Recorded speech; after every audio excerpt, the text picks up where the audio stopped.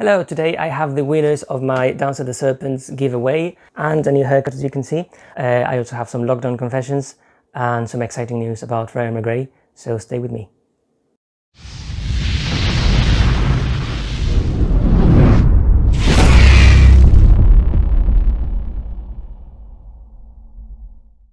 Okay, first of all, winners. Yay!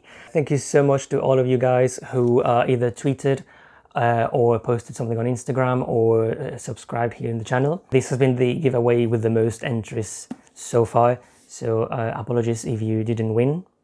I wish I could give you free books to you all, but then I couldn't pay for my bills. So on YouTube, the book went to United Cakedom. Yay! On Instagram, the winner is someone called Mishinshan07. I'll be sending you messages anyway. And on Twitter, the winner is Alison. I want to pronounce it Donahue. I'll tweet you and I'll let you know. So you can send me your address and I can send you your lovely, lovely hardback of the Dance with the Serpents. For those who didn't win, I know how you feel because I have never in my entire life won a single draw for anything, but we are lucky in many other ways, so it's fine. Now, I thought it would be interesting to have a chat about the lockdown, maybe start a discussion. I'll share my experience and maybe you can share your experiences in the comments. This has affected us all. I don't think even the world wars had such a deep global effect, especially not that quickly. I remember this cover in The Guardian, it just described perfectly, I'll show it here, it just describes perfectly what it feels like. It was an instant impact. I don't know if you guys feel this way, but when I remember back January, February, March, it feels like it was a million years ago. I was still in Mexico. I was at the Claustro de Sor Juana, giving some talks, and it feels like it happened a million years ago. A lot of people tell me it must be great for my writing so that I can focus on my books. And I know of some fellow writers who say that has been the case, that they can really get immersed in the world. For me, it hasn't been that easy. In principle, you think it would help you definitely get more focused on your work. But to me, it has been... I can only describe it as a whole new layer of noise in my head that I have to get through before I can start writing. I always take a few minutes to kind of get in the mood. I usually do it through rereading what I wrote the day before, or rereading my source material, or playing some music, and it usually takes me just a few minutes to go back into the mood. Now it's much harder. It's the news, it's worrying about the 4 oxymorons who are ruling the worst hit countries in the world. It's worrying about my family and my friends. Also during the lockdown there were a couple of deaths of people close to me. In fact, this lovely elephant vase behind me is an heirloom. All of my family and relatives, they still live in Mexico, and a very good number of my best friends also. And Mexico is now number 3 in the world. It's quite worrying. My mom is in the high risk group. She has been taking the lockdown very seriously. Actually, she said I was not allowed to go to the hairdresser yet, and that's why I had to do this myself. I wish that was a joke. On the bright side, it's only my 3rd haircut in the year, and I don't have to use quite as many hair products, so I've been saving a shed load of money on that. But I digress.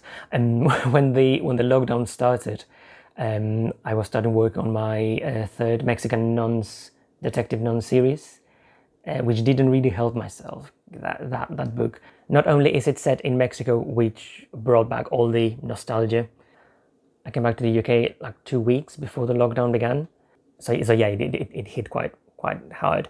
And also that book is set in 1691, which was a very grim year for Mexico.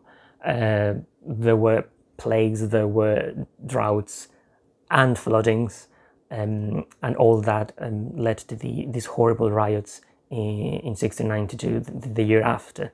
So it was impossible not to see all that reflected in our world, especially the aftermath, which is kind of what we are stepping into right now. It got very stressful and very depressing. All my fears were coming to the surface. I had suffered through 26,000 words, so just over 100 pages, and then I decided I had to shelf that idea, which in itself felt like a failure. It's the first time in like 8 years that I have to abandon a project, and I had to be very honest with my Mexican editor. Thankfully, he was very understanding. Quite frustrating as well, because I think it was an awesome idea. I will definitely come back to it, probably next year or maybe even the year after. But something positive came out of it. I started working on another idea with the same characters, which has nothing to do with the real world. And it was awesome. It just reminded me why I started writing. It brought back all the joy of writing. Once again, my books became the world I couldn't wait to get back into. It was like I had my world back. It really was like someone had taken that from me, where I could escape to. And I think we all need that right now, whether it's books or movies or gardening or whatever. We just need that little bit of space where we can just forget about what's happening. I don't want to give you yet another boring advice and a bullet point of things to do. Exercise, don't overeat, keep to a routine, don't drink too much. I think the last thing we need right now is more rules. I just encourage you to find something you love. It doesn't have to be anything in particular. Don't put yourself under more pressure of like learning a language or a musical instrument or getting super fit. That doesn't help us at all. Find something you love so much you can just get immersed into it effortlessly, even if it's just for a little while, because your mind and your soul will really thank you for that. It is a funny period right now with restrictions coming and going. We don't have as you know, we don't have the clarity we had at the beginning, where the instruction was very clear, just stay home. Also in places like Mexico, it's at the worst right now. And I think this is going to last for much longer than the lockdown itself. So we all really need to build up our resilience, and looking after ourselves is the best way to do it. But, and I keep telling myself this will be over. This will be over. The Queen said it, we will meet again. So we will bloody meet again. We are meeting again. Let's just do our best to ensure that it's as quickly as possible. Which reminds me, wear a bloody mask. Come on, it's not like they're asking you to send your children to war. And even if you debate whether they work or not, I think not wearing one really does say a lot about you. Sorry about the tough love, but come on. And like they say on the telly, if you've been affected by any of the issues raised on this channel, please get in touch. Do get in touch. I'll be happy to hear your comments. If you want me to give more specific advice on writing, do let me know, and that could be our next video. And to end on a high, I'm so chuffed to tell you the Historical Writers Association has longlisted the darker arts for the Gold Crown Award for 2020. I'm so chuffed to bits. Thank you very, very much. They called it a devilishly clever, rip-roaring story. I'm so flattered and so honoured. There are some super talented writers longlisted as well. Some of you know the Darker Arts is a very dear book to me for quite a few reasons. One of them is that it features mostly Madame Caterina, who's one of my favourite secondary characters. And this is a good chance to show you this fan art that I forgot to include in my fan art video a couple of weeks ago. Lovely young Madame Caterina. This really makes me want to write a prequel just about her. And once again, thanks for watching.